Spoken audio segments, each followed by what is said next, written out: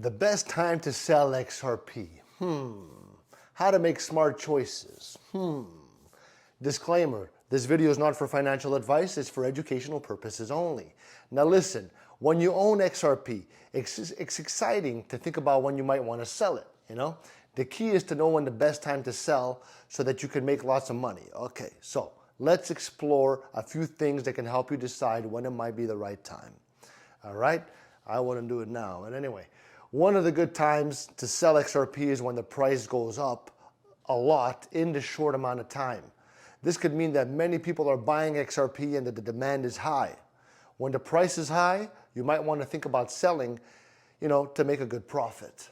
Another time to think about selling is when you need money for something important. Like, if you've been holding on to your XRP for a while and it's grown in value, you might decide that it's time to use that money for your future goals, okay? Whatever you're trying to achieve, all right? However, you can't rush to sell every time the price moves.